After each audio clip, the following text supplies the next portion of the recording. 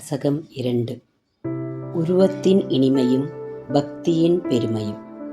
உன் கிரீடம் ஒளியில் சூரியனோடு போட்டியிடுகின்றது. மேல் நோக்கி நீண்ட திலகம் விளங்கும் அகன்ற நெற்றி பிரதேசம், கருணை பொங்கும் கண்கள், எடுப்பான நெடுநாசி, அழகான முகவாயில் புன்னகை கனிந்து தவிழ்கின்றது. காதில் அணிந்த மகர குண்டலங்கள் கன்னங்களில் பிரகாசிக்கின்றன.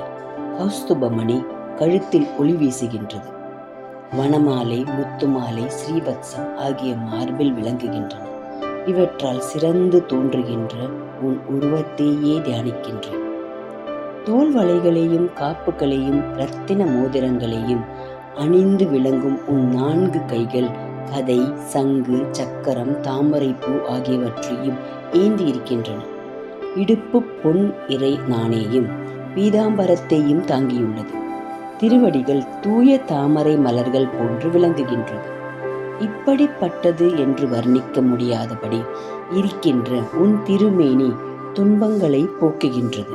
நான் அதையே பற்றுகின்றேன்.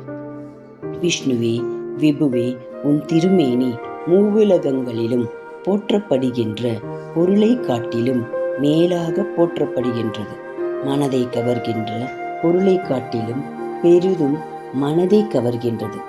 ஒளிகளுக்கு இருப்பிடமான பொருளை காட்டிலும் மிகுதியாக ஒளியை வீசுகின்றது. இனியதாக இருக்கின்ற பொருளை காட்டிலும் பெரிதும் இனியதாக இருக்கின்றது. அழகாக உள்ள பொருளை காட்டிலும் மிகவும் அழகாக உள்ளது. வியப்பாக தோன்றுகின்ற பொருளை காட்டிலும் மிக மிக வியப்பாக தோன்றுகின்றது. இத்தகைய திவ்ய ஸ்வரூபம் உலகில் யாருக்குத்தான் மகிழ்ச்சியை தராது?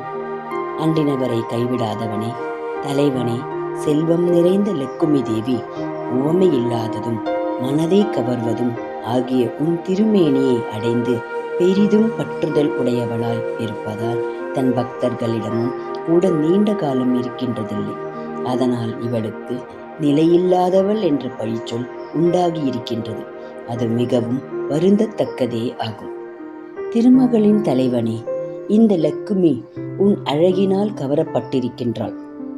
ஆதலால் பகவத் பக்தி இல்லாத மற்றவர்களிடத்தே நிலையாக இருக்கின்றதில்லை. இதற்கு வேறு சான்று ஒன்றையும் கூட இப்பொழுது கூறுகின்றேன். உன்னை தியானிப்பதாலும் உன் குணங்களை பாடி ஆனந்தத்தில் மூழ்கியிருக்கும் பக்தர்களிடத்தில் இவள் அன்பு கொண்டு நிலையாகவே வாழ்கின்றாள். இது உறுதி. உன் திருவுருவம் அழகாகிய புதிய அமுதத்தை பெருக்குகின்ற பர பிரம்ம வடிவமாக உள்ளது. உள்ளத்தை கவர்கின்றது.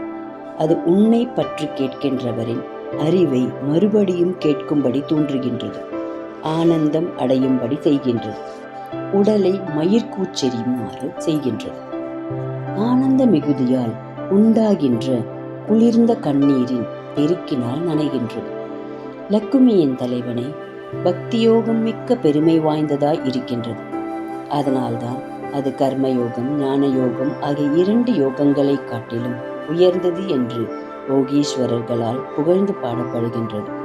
அழகையே வடிவாக கொண்ட உன்னிடத்தில் அன்பின் எழுச்சியாகிய பக்தி எல்லா மக்களாலும் எளிதில் அடையக்கூடியதென்றோ? தலைவனே, கர்மயோகம் என்பது பயனை எதிர்பார்க்காமல் செய்ய வேண்டிய செயல்களை தவறாமல் செய்வதே. அது நீண்ட காலத்திற்கு பின்பே பயனை அளிப்பது.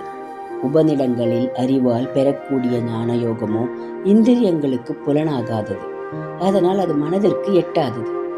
ஆகையால் உன்னிடம் செலுத்துகின்ற அன்பு வடிவமான பக்தி ஒன்றே எப்பொழுதும் சுவையாகவும் பேரின்பத்தை அளிப்பதாகவும் இருக்கின்றது.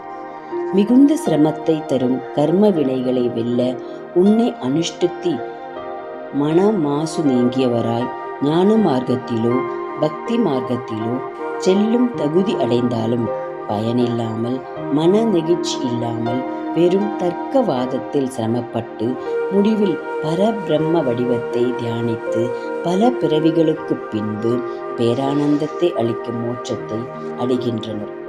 விபுவே, உன்னிடம் செலுத்துகின்ற பக்தியானது ரசமான சரித்திரங்களாகிய அமுதத்தின் வெள்ளத்தில் முழுகி விளையாடுவதால் அதுவே தூய்மையான பிரம்ம ஞானத்தை எளிதிலேயே கிட்ட செய்கின்றது.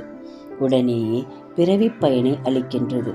ஆகையால் குருவாயூரின் தலைவனே, அப்படிப்பட்ட உன் திருவடிகளில் மிகுந்த அன்பு சுவையினால் கனிந்திருக்கின்ற தன்மையாகிய பக்தியே எனக்கு விரைவாக உண்டாக வேண்டும்.